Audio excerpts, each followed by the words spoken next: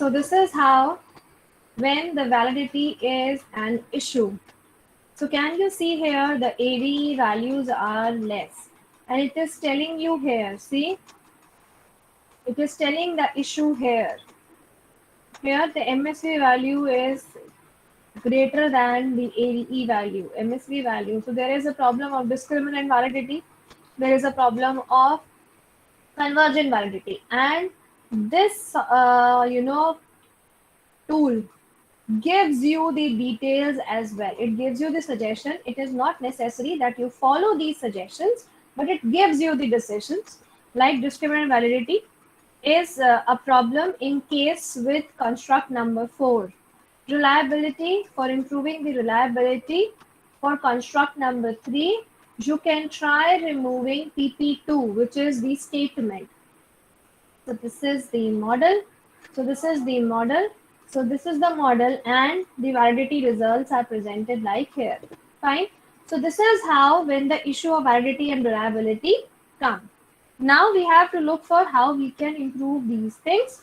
So if you remember, the first thing we will check is we go to the output.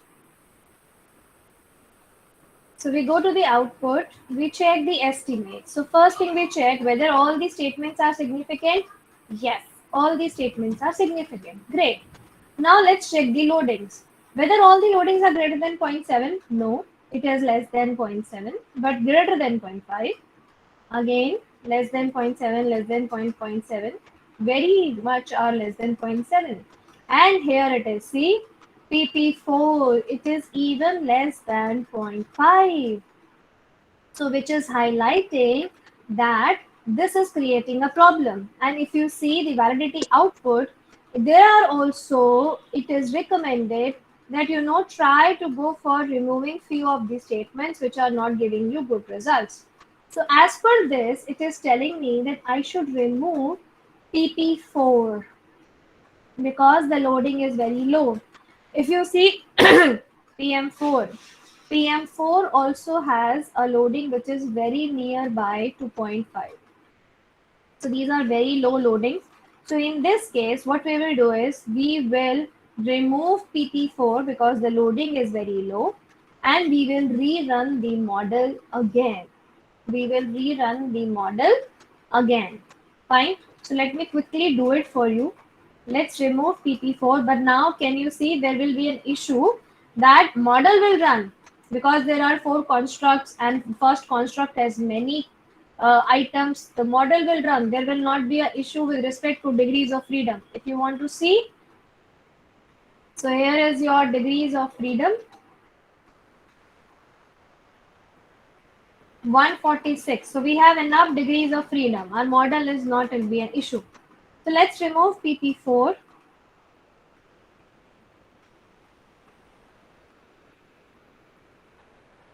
Let's remove PP4 and rerun our model.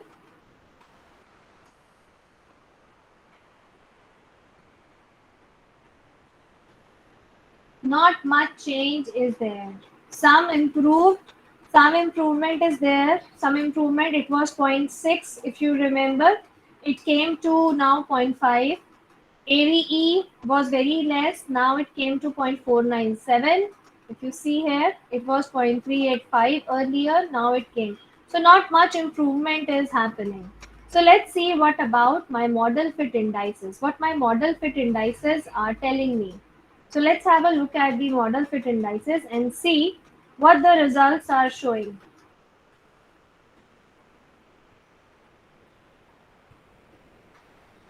So in the estimates, if you remember, what is the first thing I told you? You go to the matrices. In the matrices, you check for the standardized residuals. Standardized residuals covariances. You will check for this one. And you will see if any of these statement has a covariance which is greater than 4. Which is greater than 4. So if you see, we see none of the values are greater than 4. There are 2 is there, but 2.5 to 4 is okay.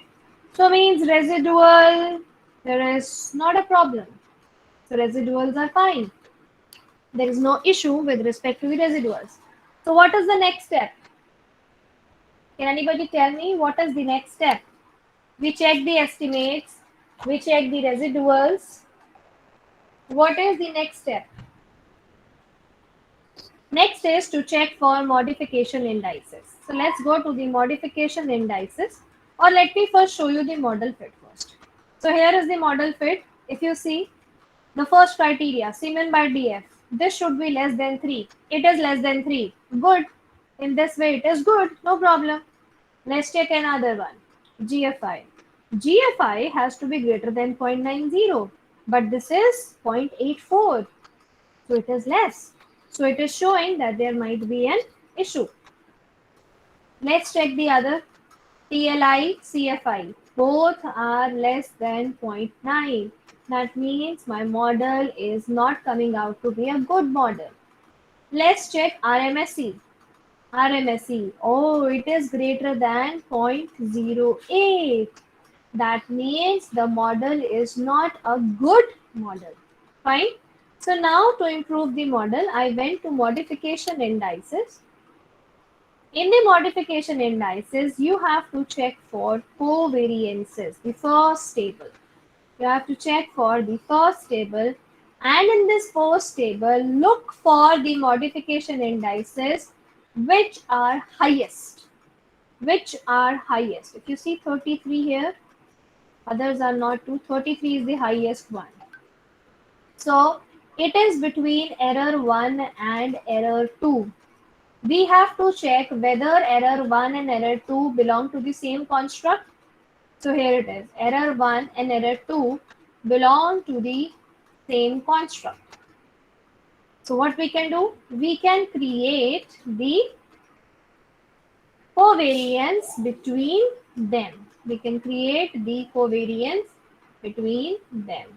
So I added a covariance arrow between E1 and E2. Any question till here? Any No. question till here? No. Not be covariance, no, madam. Sorry? There should not be covariance, no, madam.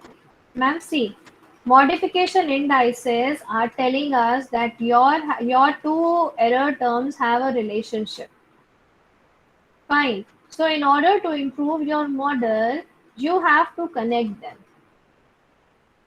This is Okay, what, madam. if you remember, we are correcting a model. So this is the final step of correcting our model. We check that whether the variable are significant or insignificant, whether the loadings are greater than zero point 0.7. Then we move to checking the residuals. Residuals should be less than 4. Then finally comes the modification index. Okay. So now we connected E1 and E2 and we will rerun the model again. We have to rerun the model again. Let's check the model fit. It has further reduced 2.3. GFI is improved a little bit. From 8.4, it is 8.5. TLI, both improved. CFI is more near, both of them are more near to 0.9, but still they are less than 0.9. Let's take root mean error square. See, it is still giving me an error which is greater than 0.08. That means your model has a problem. Now in this case, it is quite a possibility that the problem is because of the cross loadings, which you have to check while going to the EFA. You have to check whether the model has the cross loading or not. Let me run the master validity again. See, the AVE comes near to the 0.5, but still it is not fully 0.5 and it is less than the MSV. So still there is a problem with respect to the convergent validity. The statements are not fully converging well. So here it is giving you few suggestions that for improving the convergent validity of AVE, you should remove CE3. And for variable number 3, you should try to go for something else because there is too much of the problem. So let me give a quick try. Let me remove the CE3 and see if actually my model improves or not. See, correcting a model is actually a hit and trial. You cannot say that, it became corrected in the first way. It is just an hit and trial. But again, remember that you cannot keep on deleting the items. You cannot keep on deleting the items. See, even if I remove CE3, still the AVE didn't approve. That means there is a problem with respect to my data. The data is not a good data. It may have the outliers. It may have any disengaged participant. So the data has a problem because when you conducted all these steps, you removed two of your statements, also. So it is not recommended that you move forward. You have also connected the error terms. Fine. So then it is advisable that please relook at the data. There is a problem with respect to your data. That is why the CFA results are not coming good. Is this clear to everyone? Yes, madam. How to check, how to incorporate the change, how to use the modification indices? Any question in that? If you want, I can show you the model fit again. So this is a model fit. So now in this model fit, just 1 minute, please.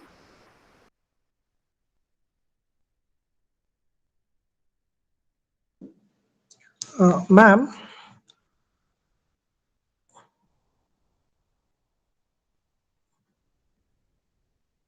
hello, I'm audible, ma'am.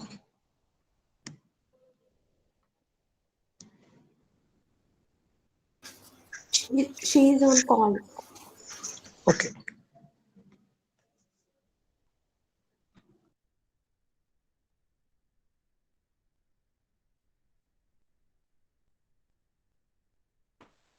Yeah, sorry, actually it was a little urgent. Yes, somebody was asking a question. Yes, ma'am, I've just put it in the chat box. Okay.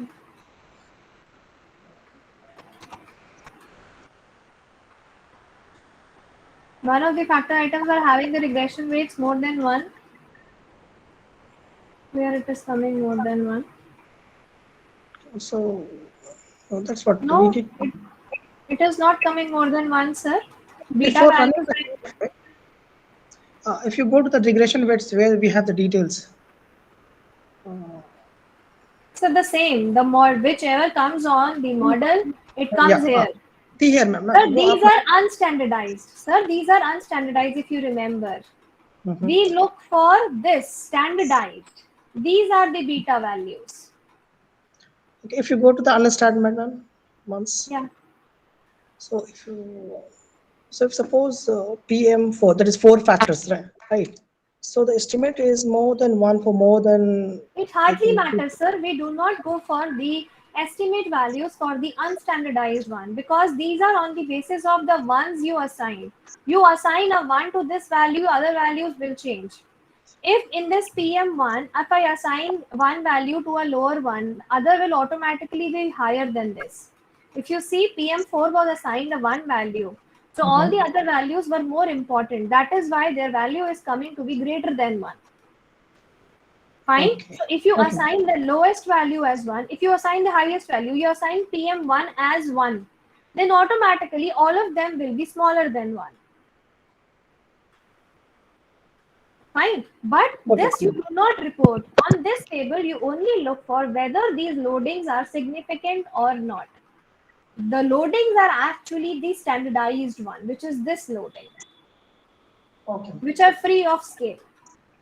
Or if suppose after running the CFA, if the loadings are more than one in two Sir, it will items. not come. Beta value will always be less than 1, sir. It will not come.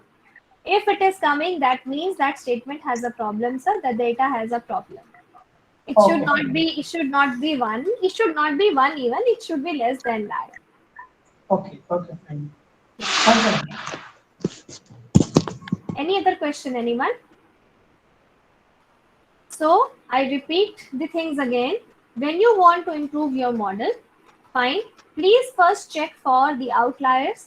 If you want to see the outlier, here the outlier comes. See, observation farthest from the centroid Mahalanobis distance. So if you see here, these are the observation number. The first column is the observation number, and this is the distance, and this is their probability value. So what you have to see is till what observation number the both the columns P1 and P2 has the value which is less than 0.05. If you see here. So till 0.497, if you see here, till 119 respondent number from starting from this column, till this, both the columns have a value which is less than 0.05. So it is suggesting that all of these are farthest from the mean, fine, farthest from the centroid, and these are your outliers. And this value shows the most farthest one. These are arranged in the descending order, if you see. So these are arranged in the descending order. So what you have to do is you have to remove these outliers, respondent number 61, respondent number 150, respondent number 125. You have to remove these respondents and then rerun this model again. Is this point clear? Madam. Anybody has any problem with respect to the outliers? Please, you are free to ask me any question. Please don't worry. Even if you think it is a silly question, please, no problem at all. Ask me. Ma'am, can you please repeat this portion again? Okay, no problem. Let me do one thing for you. Let me just copy this and open the Excel. And let me show you one thing here.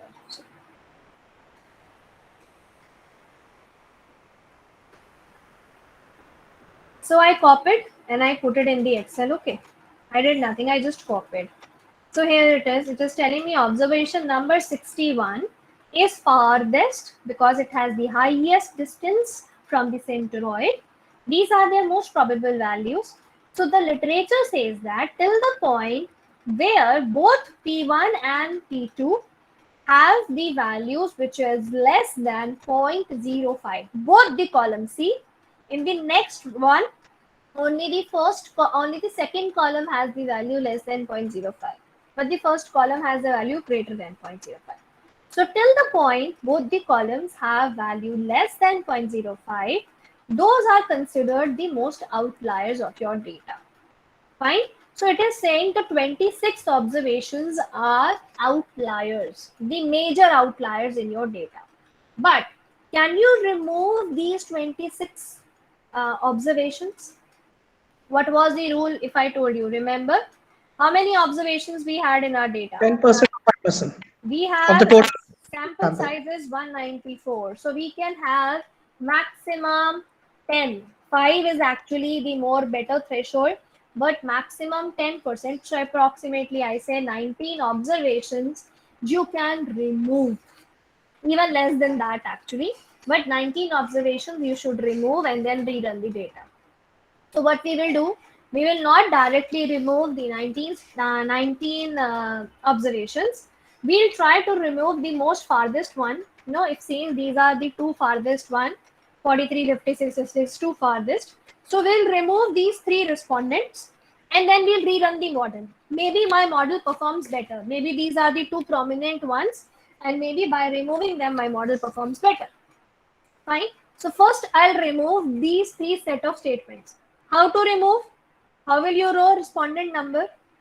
If you have a data in the Excel, you can put a number and get the respondent number. Or when you have a data in the SPSS, if you see on the left side, these are the respondent numbers which are coming. But there is one drawback in deleting the respondent from the SPSS. What is that drawback? Let's suppose Let's suppose first it is telling me to remove item number 61, respondent number 61. So here is the respondent number 61. If I remove respondent number 61, then the respondent number 62 will become 61. So automatically the SPSS do not keeps a blank row. It will automatically shift the row. Fine. So remember 62 has 1, 1, 1, 3. Okay. I am removing 61. Can you see now what is 61? 1, 1, 3. So the 62th respondent have become 61 now.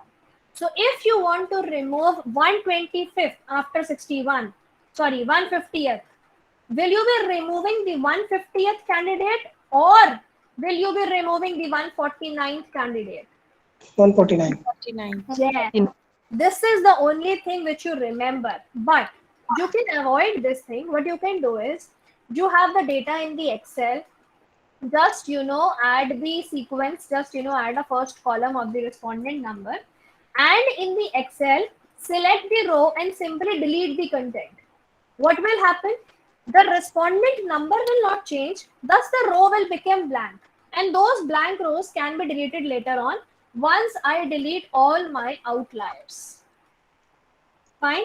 Please remember this trick because many people actually do a mistake. They keep on deleting it and then they realize later on the entry I deleted is a wrong entry. Fine. So again, I am telling you, what I am telling you is, give a number. Fine. Put a respondent number here. Let's suppose you want to remove respondent number 4. Delete the respondent number entry. Now it is a blank entry. But my other respondents are at their own places. Their places not changed. Next respondent to be removed is respondent number 7. I removed it.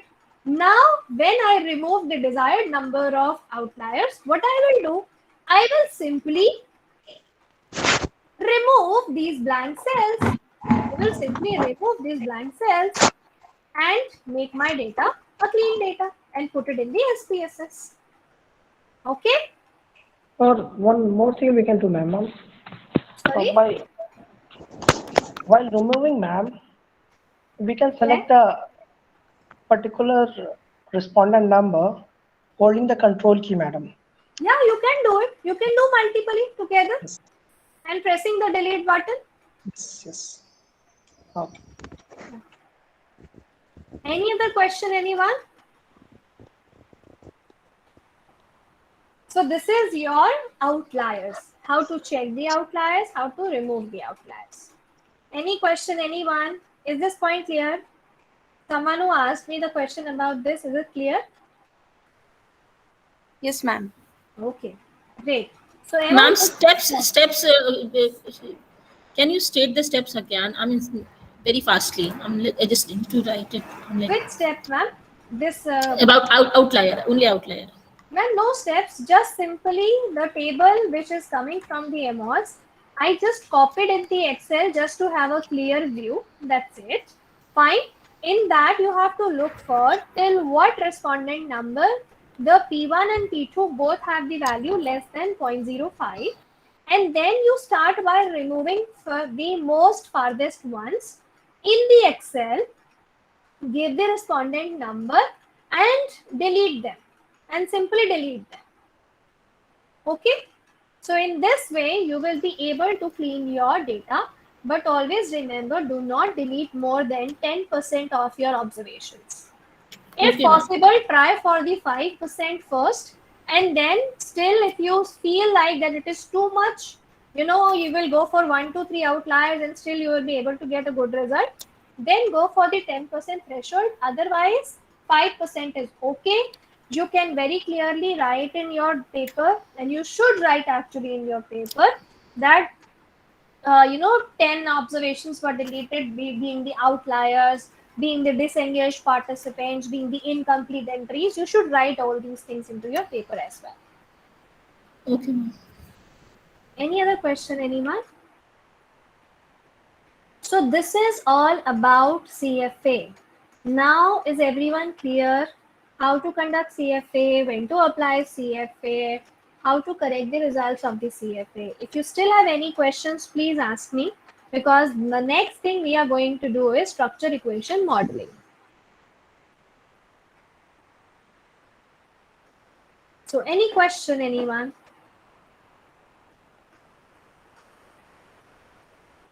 No questions? Okay. So now I am proceeding further with the structure equation modeling. So first, again, I will start with the theoretical background and then I will go forward with respect to the understanding. So let me first start with the theoretical background.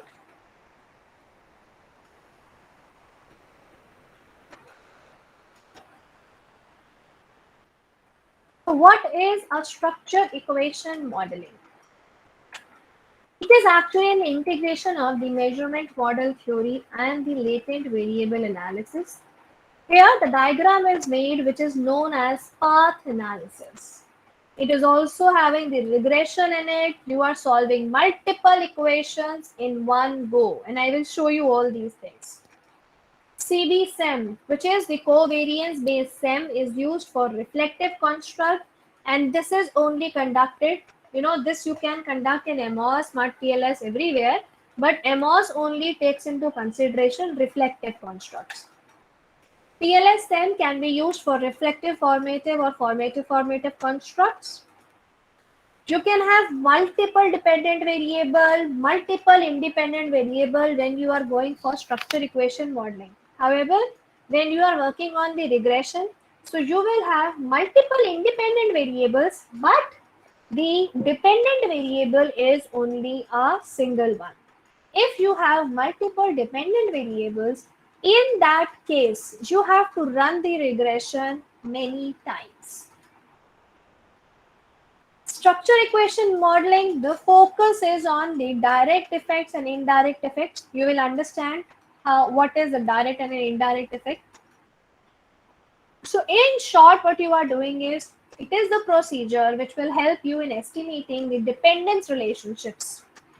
Remember, dependence relationships among the set of concepts. The EFA and CFA never goes for dependence relationships. Only the structure equation modeling will tell you the dependence of the relationships. Fine. And with the help of an integrated model, so it gives you a representation of the variables and their dependence relationships. It is also known as covariance structure, analysis of movement, analysis of linear structural relationships, which is LISREL, which is actually the beginning of the SEM. It is causal modeling as well. Various softwares on which you conduct the SEM is LISREL, M+, MOS, SmartPLS, Stata, R, Python, many are there. SEM is actually a path analysis with latent constructs. Why latent variables are? If you remember, unobserved variables, hypothetical variables, they are not directly measurable. You will use some set of statements to measure those variables. Fine. So latent variables are measured by the observable statements. So what do you see? So latent construct we want to measure. There are other factors as well, which are error terms, which we attach. Now path is when you put all of them together in the form of a diagram which has arrows. And what are those kind of arrows? Single-headed arrows. Single-headed arrows. Then these are known as path analysis. Then these are known as path analysis. How path analysis? Now let me show you. Just 1 minute.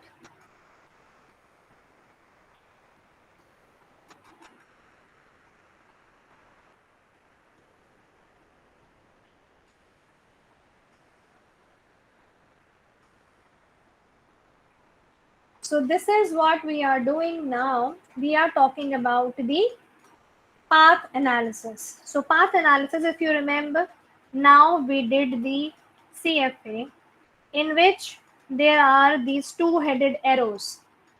Now the CFA model will be converted into the structure equation modeling.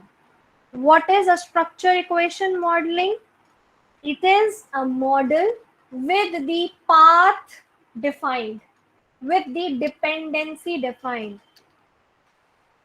So now this will be like this. This is one example. So now this is what? This is a structure equation model, or we say the path model, or we say the path analysis. Why the path analysis? Because this is the direction. This is the direction. This is the path. Now why it is the path? Because A and B are impacting C. A and B are impacting C because the arrows are going towards C. And if you see here, it is a single headed arrow. It is not a double headed arrow. It is a single headed arrow. And if I tell you in regression, the people who know the regression equation, if you remember, y is equal to a plus bx. It is a simple regression equation. Now let's make this structure equation modeling into an equation. C is equal to beta 1a plus beta 2b plus the error term. Is it true or not? What I am doing, I am trying to find out C is getting impacted by the A and the B. So this is the regression equation. This is your dependent variable. This is your independent variable 1. This is your independent variable 2. And this is the error. This is the error, which is the epsilon. Fine. So path analysis, SCM, is nothing but the regression only. Regression is the master, the brain behind it. Now, one thing which differentiates the regression and the structure equation modeling, what is that? For regression, you need to have one dependent and independent variable can be many. Fine. This is for the regression. However, if you have more than one dependent variable, if you have two dependent variables, many independent variables. So in case of regression, you will run two regression equations, equation 1, equation 2, which will have separate dependent variables, y1, y2, y1, y2, a plus b1 x1 plus b2 x2, a plus b1 x1 plus b2 x2. So you have to run regression equation 2 times. Fine, because there are two dependent variables. However, when you are working on structure equation modeling, you do not have to perform 2 times the regression. You can perform the regression at one go. So here it is. So these are my dependent variables. These are my independent variables.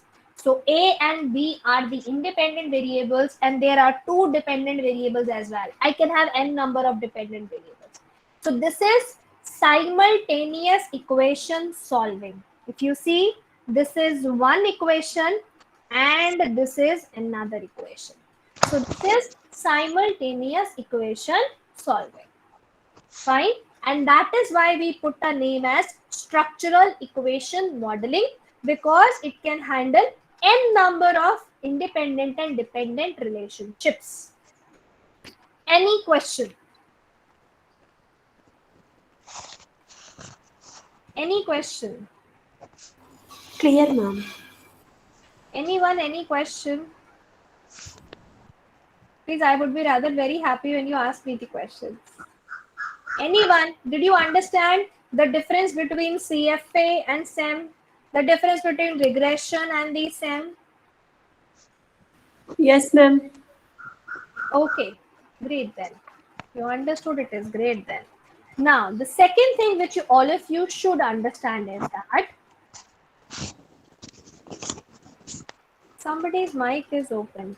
Can you please mute? Okay. The next thing you should understand that I am talking about that some things can be done in the MOS and some things can be done in the Smart PLS software. Fine. So there is a major bifurcation. MOS is the CB, covariance based structure equation modeling. Smart PLS is the variance based structure equation modeling. MOS requires the data to be normal, big in size. Now what I mean by big in size, so it says at least 10 times the number of items.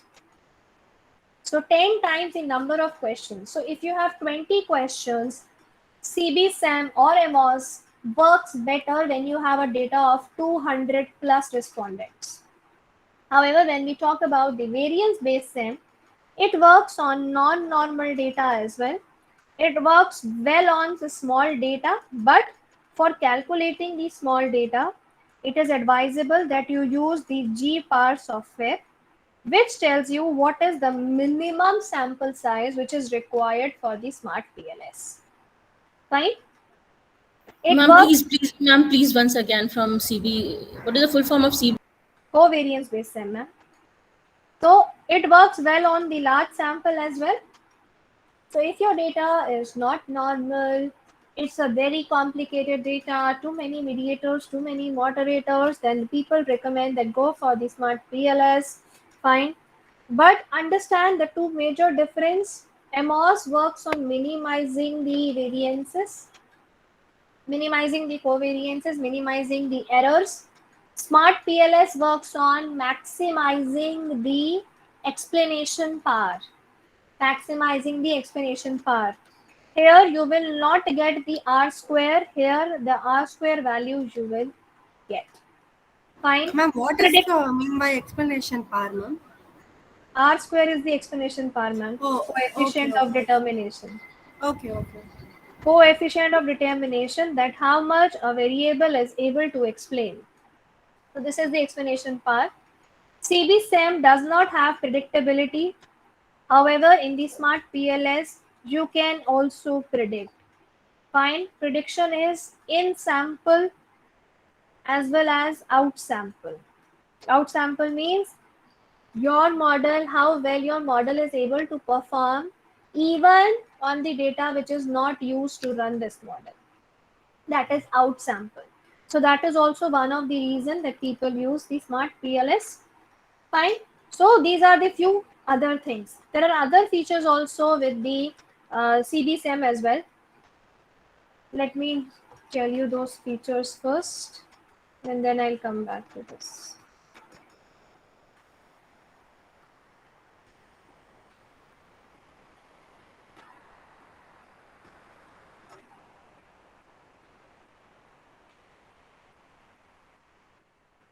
So it is covariance, it is partial least square regression, it focuses on variances, it focuses on the covariances.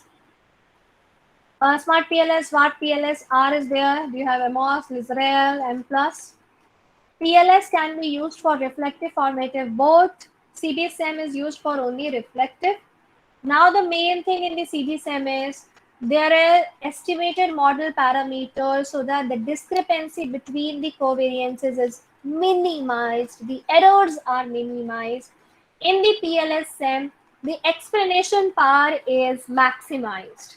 The explanation power is maximized. So their background working is totally different. CBSEM works well when you have a good sample size. PLS-SEM works on small as well as the large sample size. The data has to be normally distributed. However, in the PLS-SEM, this is not a condition. CBSEM constructs are common factors. Only common variance is used, not the total variance. However, when we are talking about PLS-SEM total, it uses the total variance. It does not only use the common variance. That is the main approaches difference between these two approaches. Next is this thing which you should understand, and again I want to make you understand with the help of an example.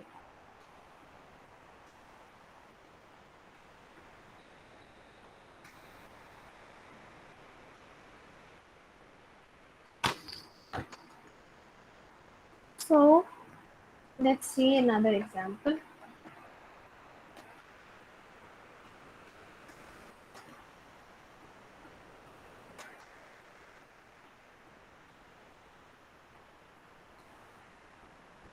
Now understand, you understood these are your independent variables. This is your dependent variable. In the AMOS, whenever there is a dependent variable or whenever the arrow is pointing towards a variable, it becomes endogenous variable. In that case, there has to be a error term attached. I'm repeating the statement again. Whenever there is an arrow pointing towards a variable, whenever there is an arrow pointing towards a variable, then there has to be the error term attached to that variable. There has to be the error term attached to that variable. Fine. So this is a very simple model, 2 independent variables, 1 dependent variable. You have to understand what is a direct effect. What is a direct effect? So we say direct effect between A and C is equal to beta 1. Direct effect between B and C is equal to beta 2. Whatever is the path coefficient. Whatever is the beta is the path coefficient. So whatever is the path coefficient, it is the direct effect.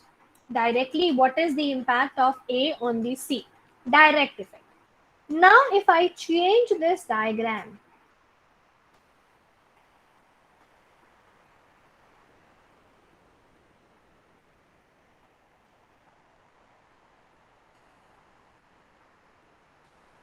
if you see, now B also has an arrow pointed towards it.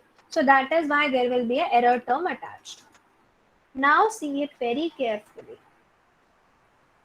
Ma'am, once again, arrow and dependent, what you said, I didn't get, ma'am. Arrow, ma'am, this is a single arrow. This is the direction. Where is the relationship going?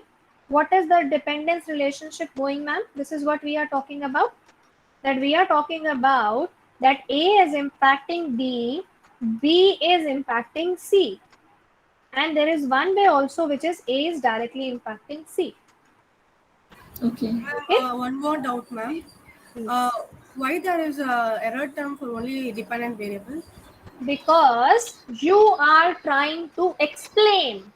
So you cannot explain 100%. There will be something which is left. So that is why B will have something left which is not explained by the A. So it will goes to the error term. Okay, ma'am. Thank you. Okay. Now when these kind of situations are there, so we have direct effect, we have indirect effect, and we have total effect. Direct, indirect, and the total. Okay, now understand that. What is a direct effect? When a variable is directly going to impact another variable. So I am talking about the relationship between A and C. I'm only talking about here the relationship between A and C. How much is the impact of A on the C? So there are two ways to reach C. One way is A directly goes to C. Another way is A goes to B, B goes to C. I want to see which way is the good way. Fine. So here, what is the direct way to reaching C? The direct way to reaching C is B3, beta 3. This one, A to C. Indirect way of reaching is, first I will go to A to B, then I will go to B to C. So beta 1 multiplied by beta 2. This is the indirect way. This is A to C directly. This is A to B to C. Please ask me the question. Ma'am, silly question, why into, not plus? Plus नहीं हो plus ma'am plus इसलिए नहीं होता है इसके अंदर में क्योंकि आप दो पार्ट्स को ऐड नहीं कर रहे हो, आप उनके अंदर में मल्टीप्लिकेटिव इफेक्ट देख रहे हो. ए से बी होगा तो बी से सी होएगा या नहीं होएगा. तो एडिक्टिव नहीं आता है, मल्टीप्लिकेटिव इफेक्ट आता है. हमेशा। मैं Okay. आपको अभी इसका एक और एग्जांपल दूंगी, आई थिंक उससे आपको ज्यादा बेटर फील पता लगेगा। जस्ट गिव मी 1 मिनट, मैं अभी आपको एग्जांपल देती हूँ। Okay, total, what is the total effect? Can anybody answer? Ma'am, Simple. effect between direct and indirect. Combining the direct and indirect effect. Nothing to compare. Addition will come. Rajni ma'am, addition will come here. Okay, ma'am. Direct effect and the indirect effect. Total will give you the total effect. And if I put it here, so direct effect is beta 3, indirect effect is beta 1 multiplied by beta 2. So this is known as your total effect of A on C. Directly, this much A is impacting. Indirectly, this much A is impacting. So in total, how much is the impact of A on the C? Simple. Yes. Ma'am, one And doubt, ma'am. just 1 minute, just 1 minute. Yeah, And this is known as your mediation analysis. This is my mediator. This is not in your session, but just to help you understand one thing, I have to tell you this thing. So this is a mediator. He is mediating the relationship between A and C. Fine. And to help you understand the mediator quickly, because in detail I will not go in quickly, if I take you the example of a mother, a daughter, and a grandmother. Fine. So I am saying I have a relation with my mother. It is very clear. I don't require a mediator to be in between to nurture my relation with my mother. So I am directly linked to my mother. Now comes my daughter. If what is my relation with my mother? What is the relation of my daughter with my mother? I be a mediator in that or not? Yes, ma'am. Yes, ma'am. Let me try. So here is the daughter. Here is the granddaughter. Let's put a word granddaughter. Then you will understand better. And here is the grandmother. And here comes me, the mother. So granddaughter, direct relationship with the grandmother. Granddaughter relationship with her own mother. And then mother relationship with the grandmother. Do you think the mother will be helping building a relationship between a granddaughter and a grandmother? Yes. Yes, ma'am. So what I am doing, I am being a mediator between my daughter and my mother. So that is the role of a mediator. It builds the relationship. Okay? Yes, ma'am. And to just create a fun, please do not take it otherwise. Do not take it otherwise, okay? This is a caution I'm giving you here. This is just for fun example. It may not be true. So if it is daughter-in-law and here it is the husband, does this relationship will remain same, or if I put it in this way? Can somebody try to interpret it? A relationship of daughter-in-law with the mother-in-law, not the grandmother, but the mother-in-law. The relationship of daughter-in-law with the mother-in-law. Is it mediated with the husband or it is moderated with the husband? Moderate. Yes, this is Moderated. Moderated. Thank you, ladies. So this is a moderator and this is a representation of a moderation model. Fine. So do not take it otherwise, anyone, no offense to anyone, just for the example purpose. So the husband actually moderates. It is not exactly always towards building. It can be the positive, it can be the negative one. Fine. So if Can- this, Ma'am, yes, can you explain the difference between the two? Ma'am, it will take too will, much time. Yeah, ma'am, please. mediating will always be positive. No. You mean to say then? No. We are saying it is always helps in building.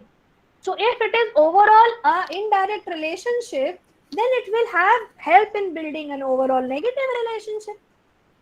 It is not saying any direction, ma'am. No, no, no. It is just helping you build a relationship. So whatever the A and C are having a relationship, B will help in building it. Fine? Okay. B will Okay. help in building it. So that is mediator. Yes, moderator can be a negative one. Moderator can totally change the relationship as well. Okay. Fine? It will not. So if I put it in a simple English word, another example, like people do marriages. So there is a mediator in between. Many a times, there is a mediator through which the marriages are being done.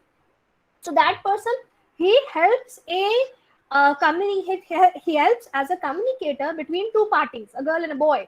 Fine. So it helps in becoming a mediator. So it helps in trying to come people together, talk, and go for the marriage. Is it clear? Yes, ma'am. Very clear. Okay. So see, mediator and moderator, I will not go in too much detail.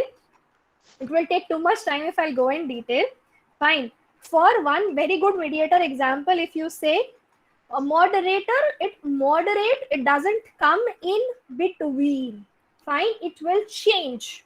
So the relationship may go in a positive direction or may totally go in a negative direction when a person moderates something or when that variable moderates something. Fine. Okay. So this is about your structure equation modeling example. You understood how to make a diagram. What is a path analysis? So path is nothing but a single-headed arrow. That what is the direction of the model. Fine. Then mediator, direct effect, and the indirect effect. Now taking you again back to the presentation.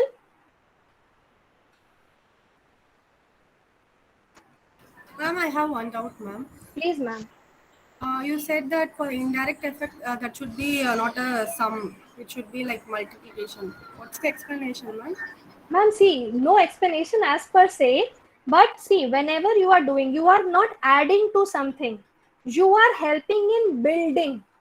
So if you talk about the additive procedure, the multiplicative concepts, so this concept actually comes from there. We are not adding, we are building. Building not necessarily be the adding one. We are just trying to strengthen that relationship. So how can I say strengthening a relationship will always be positive?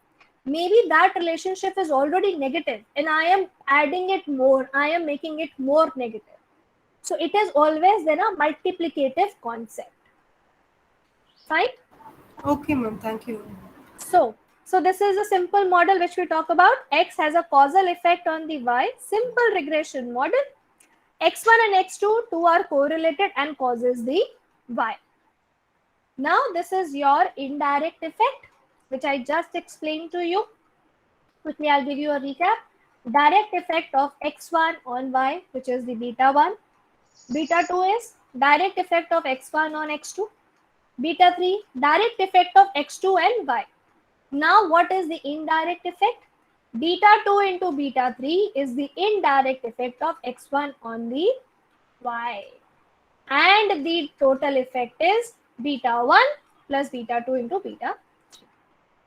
That is your indirect effect. This is how some kind of SCM looks like. This is the example. If you remember, this is the same data we have taken: usefulness, ease of use, attitude. If you see, so many arrows are coming from here and there. See, ease of use is impacting the usefulness. Usefulness is impacting the attitude. Usefulness is impacting the behavioral intention. Attitude is impacting behavioral intention. And these two are impacting the usefulness. So this is how the path diagrams are defined. And if you see, Ma'am, once again, ma'am. yeah, and if you see, all the dependent variables have the error terms attached. All the dependent variables have the error terms attached. So here it is a model. If you talk about, so ease of use is impacting the usefulness also. Ease of use is impacting the attitude. Usefulness going towards the behavioral intention, usefulness going towards the attitude. Attitude again goes towards the behavioral intention. So there are many mediator relationships. There are direct relationships. Many relationships are being talked about here. Fine. We will be talking about a very simple model. This is Ma'am, just but for- how do you come to this conclusion that Ma'am, theory. okay, got it. Theory tells you that which arrow is going to where. So ma'am, will it not be very confusing, so much of Ma'am, this is a very simple actually. You will see the models which are too complicated than this. This is actually a very simple one. It is not confusing. It all depends upon your objective, the theory you are testing. Everything is coming from the literature. Ma'am, And where then is you are- the dependent variable in this? Ma'am, there are multiple dependent variables, ma'am. And If you independent variables? If you talk about this relationship, usefulness becomes the dependent variable and ease of use becomes the independent.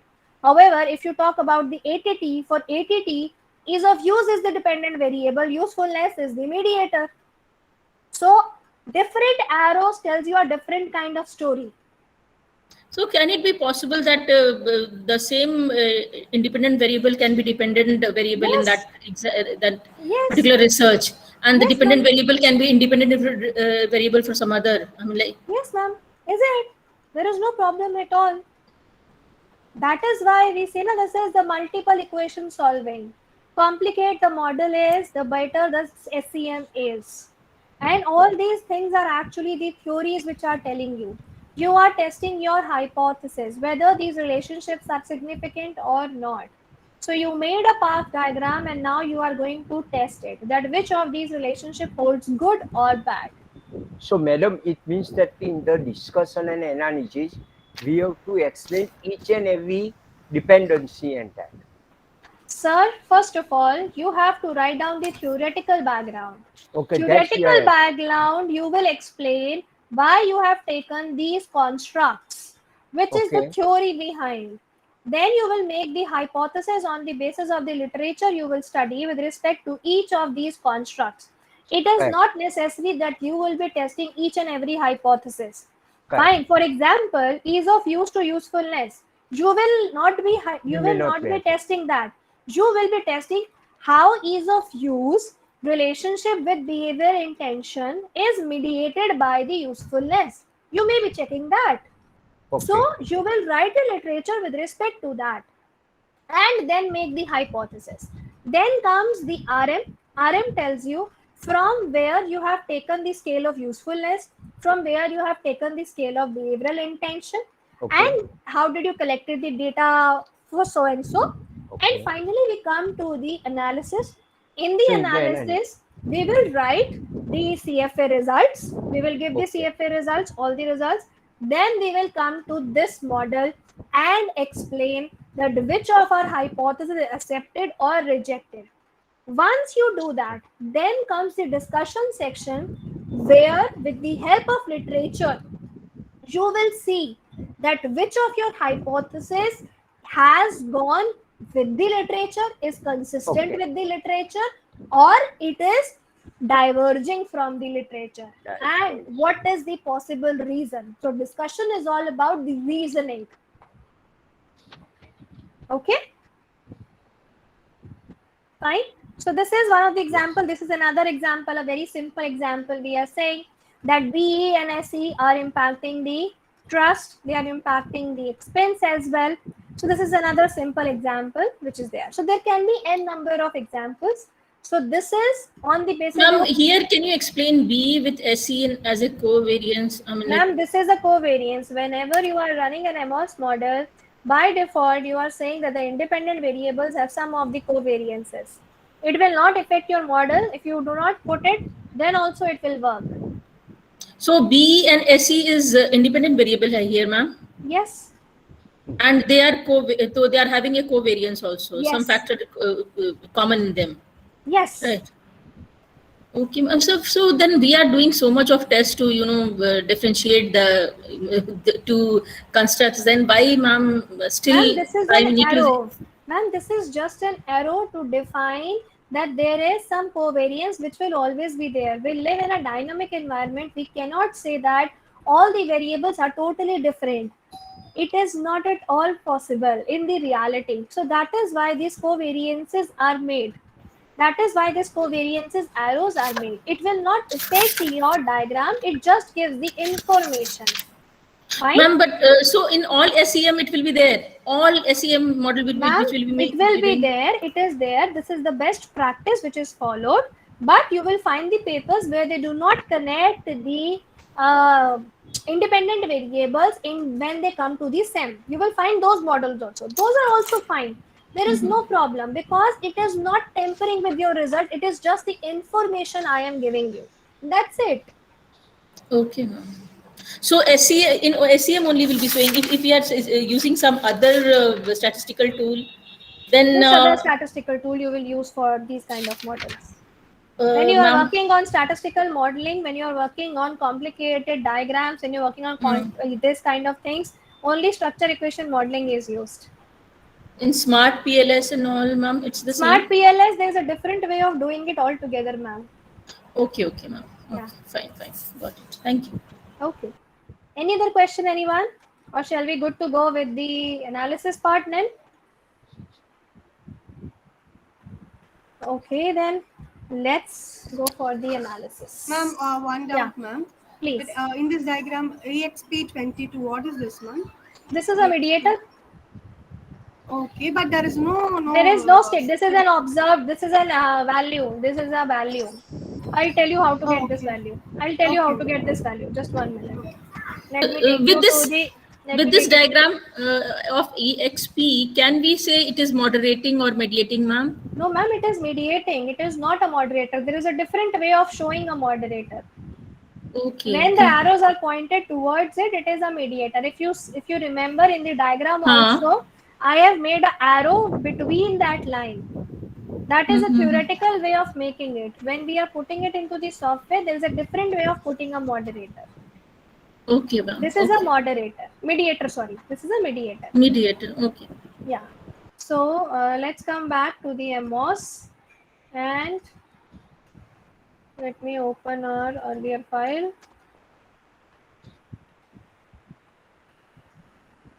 Yeah, this one. Now I am converting this model to the structure equation model. Okay, before that. Screen is not visible. It is not visible. Okay.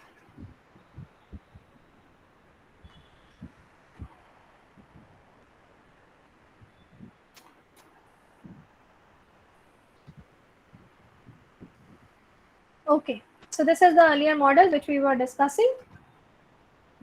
Now, that expense variable which you have seen, how did you arrive at that? That is known as imputed scores.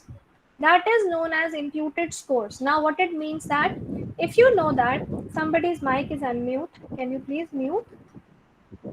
If you see ATT1, ATT2, all of these are actually the observed ones. Why the observed ones? Because we already know their values. Fine, we have taken the data from the respondents, we know their values. Attitude, we deriving it from these. So what these scores will help you? These are the factor scores.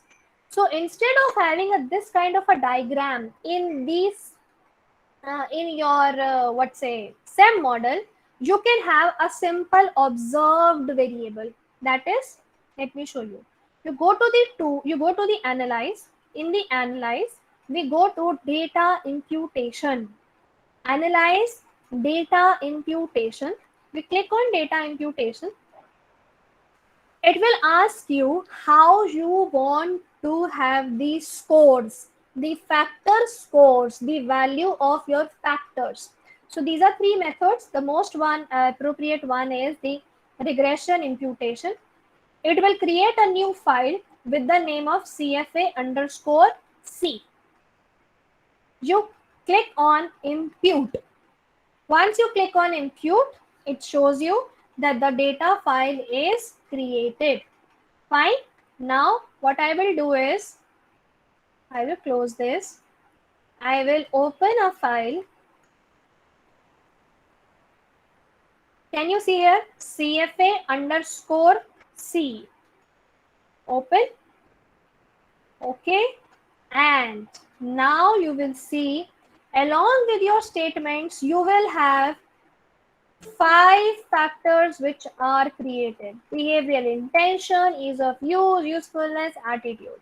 So now instead of taking diagram like this, you can simply take this, which is the observe variable now. So you have the direct values of this, which is calculated by the statements. This is how that expense variable is being added there. Please ask me the question. Please ask me the question. Ma'am, this will be created for all the variables. Factors. All the factors. Yes. Okay. See, behavioral intention, ease of use, usefulness, attitude, all the 4 factors. Here they are, all the 4 So factors. we can directly use it for the SEM or path Yes. analysis. Yes. Okay. Yes. Okay. This is usually we prefer when you have run the CFA, the model is done, then instead of using same kind of a structure for the equation, structure equation modeling, you simplify your model, you make a model, clean model with the help of these imputed scores. The results will be same. There will be no change on the results. So don't worry at all about the results. Fine. So first let me show you how to do it with this, and then I show you with that as well. It will not take much time. So I am simply converting this model now into your structural model. So I have to remove these covariances first. And now I will move some of my constructs. So I'm saying behavioral intention is my dependent variable. Is my dependent variable, I'm saying, and rest 3 are my independent variables. So I'm a simple model I am making. Now I will use a single headed arrow. So attitude is impacting, usefulness is impacting, ease of use is impacting. And I will add a error term to the behavioral intention, because all the arrows are pointing towards this. So there is an arrow pointing.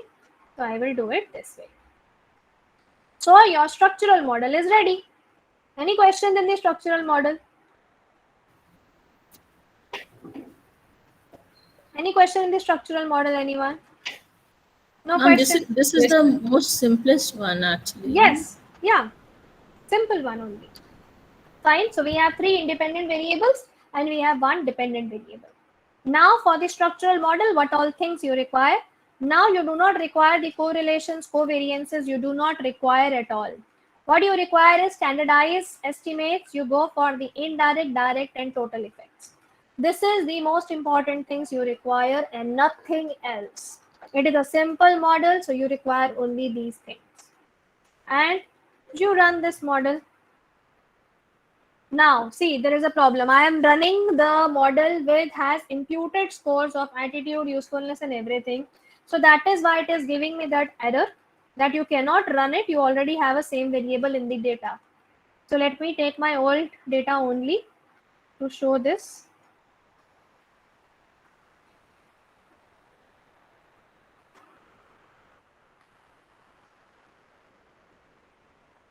Now, let me run this. Now, can you see this error? Please, somebody read this error and help me in interpreting. This will answer your another question.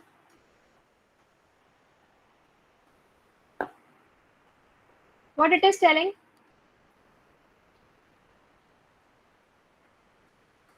It is telling you that you haven't made the following pairs. Amos will require the following pairs of variables to be uncorrelated.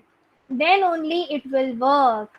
Fine, or you can work, but Amos will make its own assumptions. So what it is saying, that if you want, please include the covariances. Even if you do not include, then also the model will run. Fine. This error is for adding the covariances between the independent variable. Fine. And if you see, I will not add this and I will run the results. It will run. I will say proceed with the analysis. And it ran. See, the arrow became red. and these are my results. So there is no problem at all if you do not put it, but if you go by the Amos literature, so here since the focus is on the covariances and reduction of the errors, so they say it is always preferred that you add the covariances between your independent variables and then run the model. Fine, and then run the model and present your results. So you ran the model, these are your results. These are your results.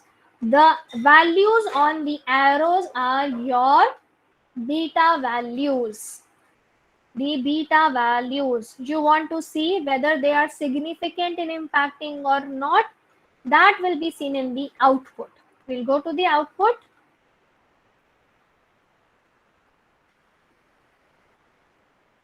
Here is the output. I go to the estimates and here it is. What do you have to see now? You have to see the first three only. The rest you already have checked it. You have to only see the first three. Attitude, impact on behavioral intention. Usefulness, impact on behavioral intention. Ease of use, impact on behavioral intention. These are their beta values and this is the p-value. If you see, this p-value is greater than 0.05, which means attitude is not significant in impacting the behavioral intention. Attitude is not significant in impacting the behavioral intention. However, ease of use and usefulness are significant in impacting the behavioral intention. Please ask me the doubts. Excuse me, ma'am. Yes, ma'am, please. Can these equations can be used in quantitative data? Yes, ma'am. You just have to put it, you have to make a model. Okay. And this is also the quantitative data only, ma'am. You are talking about secondary data. Yeah, secondary data. Yeah, ma'am. Totally. Okay. Thank you, ma'am. Any other question, anyone? So you, in terms of the structural model result, you will only represent the path results, which is your beta value, which is this value, your p values, and your standardized regression weights. Your standardized regression weights.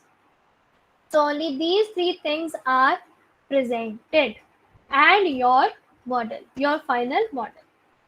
So this is your simple structure equation modeling. This is one way when you have the items also in the structure equation model. Now let's suppose you do not want to have this kind of a view. You want to have a simple one. In that case, what you will do is, let me save this one.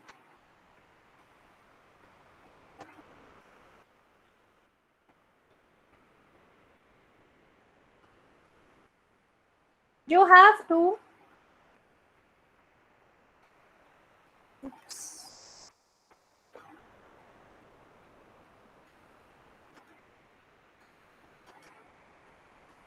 clear this, and now what I will do is I will go for working with respect to the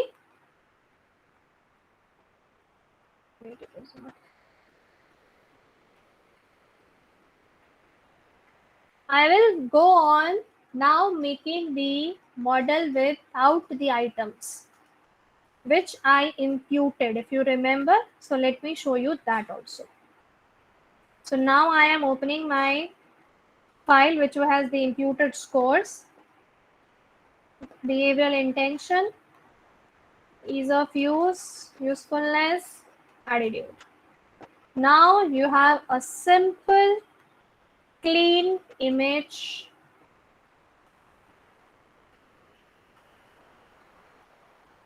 And here it is. The model is ready. You can make the covariances.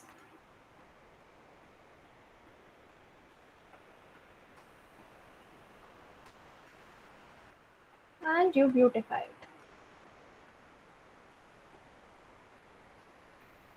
So here it is. The model is ready.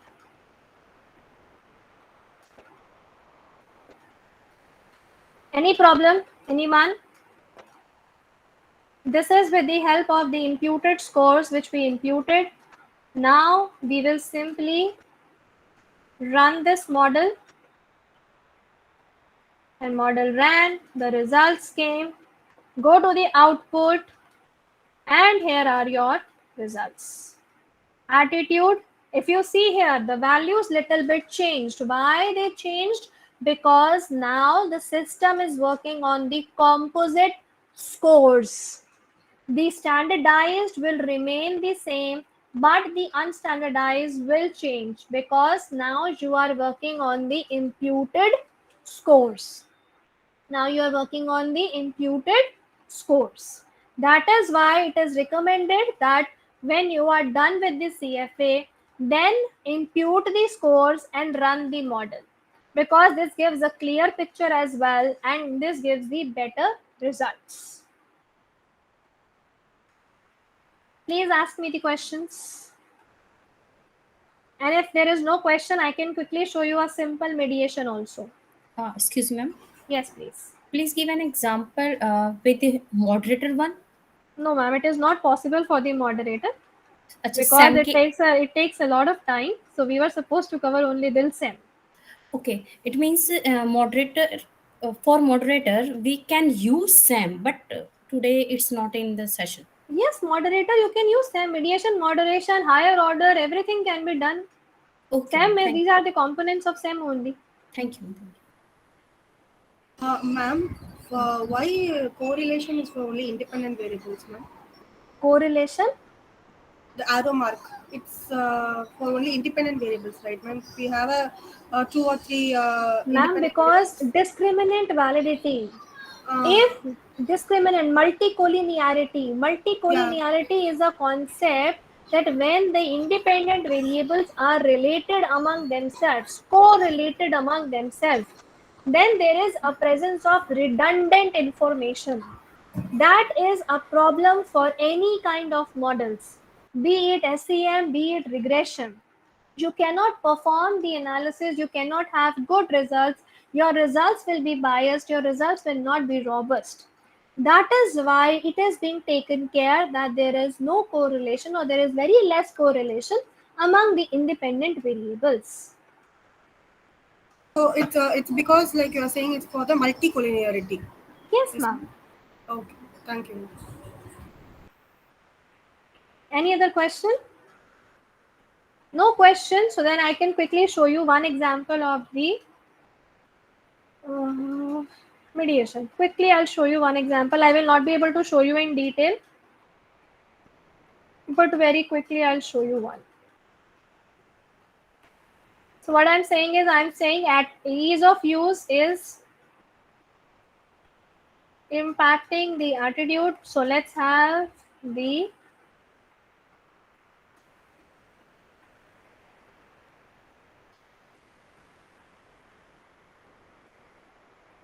error term on the attitude also.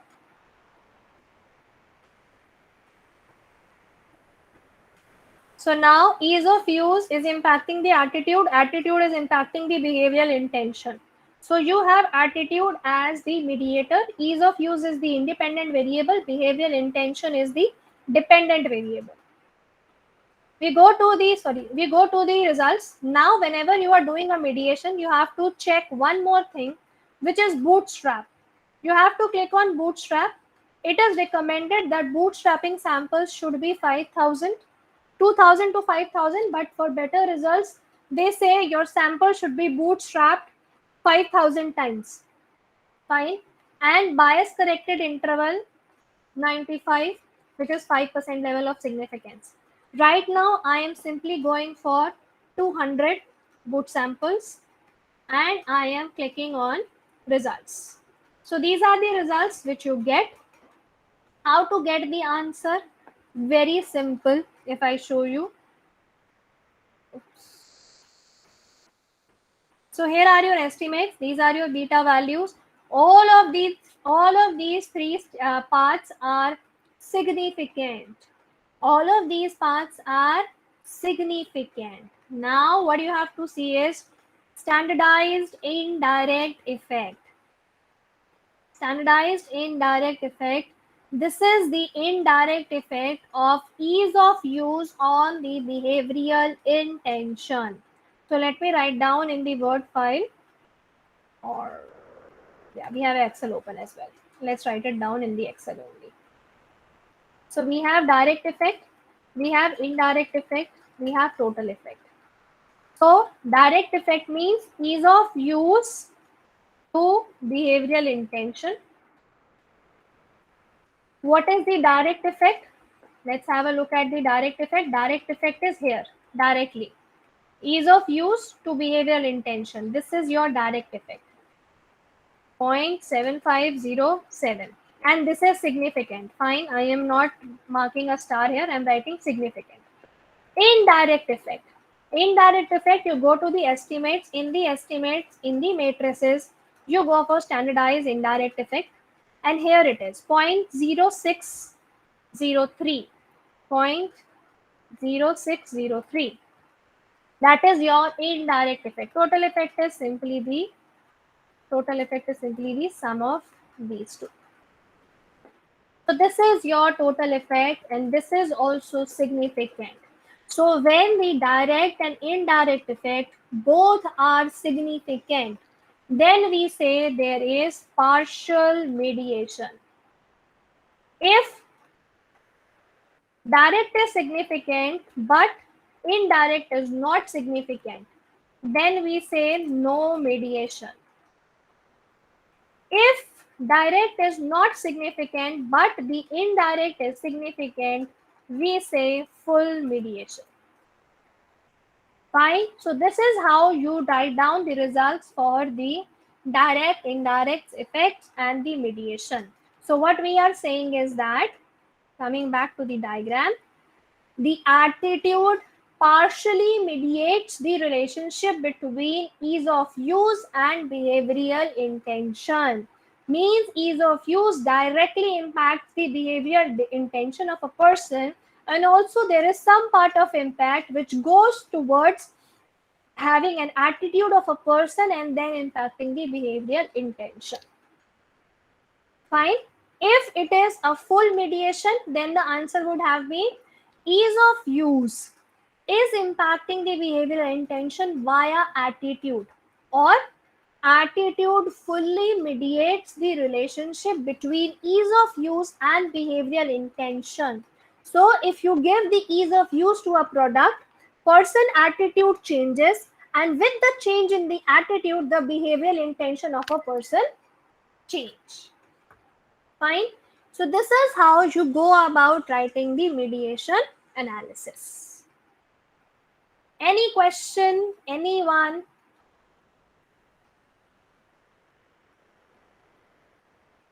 Any question, anyone? From my side, the content is complete. So if you have any questions, you can ask me.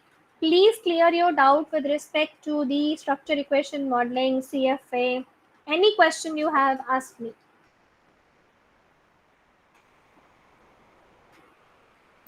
Ma'am, this is like for my personal research, ma'am. I have one variable like organizational commitments or one factor, and there it has a 3 sub-factors. So That is a higher order construct. That is a higher order construct. Yes, that We is can a higher perform. order. We can perform for CFA for that also, ma'am. Like, Ma'am, CFA will be performed always for the first order construct. You will take the separate first order constructs, then perform CFA, and then include the higher order in the structure equation modeling. okay, ma'am. Okay, thank you, ma'am. Yeah. Any other questions? Any question, anything, you're most welcome to ask. Ma'am, one question is there. Do we require EFA to be done if we have taken the standard questions? I mean, like already No, tested ma'am. questions. No, ma'am. No, It's ma'am. not I already mandatory, no? told you in the beginning. When you have taken the already structured questionnaire, already standard questions, you haven't done any modification, you have taken it as it is, ma'am, then directly go for the CFA. Okay, ma'am. Because in the all the constructs are very clear, and independent variables are also very clear. Ma'am, independent, dependent, it hardly matters for the CFA and EFA because their purpose is not to look for the dependencies. Dependencies are checked in the STEM. So EFA and CFA are only about exploring the factors. So when you are doing any modification, then we say it is an adapted scale. When you totally take the scale as it is, which is there, then we say it is adopted. So adopted is exactly the same way. So whenever it is adopted, no point in doing an EFA. And if you do it, the reviewer will reject it. Okay. So only go for the CFA when you are working on adapted scale. That means you change the scale, you change the things, and then you are performing the results. When the scale is as it is, no change, go ahead, do your CFA, give your SEM and present your results. Okay, ma'am. Thank you. Any other question? No question. Okay, thank you, ma'am. It's a very informative session, ma'am. Thank you very much. Thank you, thank you. So thank you very much from my side. So Dr. Ramesh, over to you. Ramsha, it is over to you now. Thank you. Well, on behalf of organizing team, it's my privilege to propose a vote of thanks for today's session, ma'am. I want to express my gratitude for Paru ma'am for not only sparing her invaluable time for us, but also for enriching our knowledge with her commendable way of explanation on the subject. Thank you, ma'am, for clearing our concept and enhancing our understanding on MOS. You have indeed put best of your effort to make today's session very fruitful. We really owe you a lot. I'm really running short of words to express my humble thanks to you, ma'am, for the support you have provided in enriching this FTP program. Thank you so much. Thank you very much. Thank you very much for inviting me. Thank you very much, Dr. Ramesh. Thank you. Most welcome, ma'am. Thank you so much, Dr. Paru.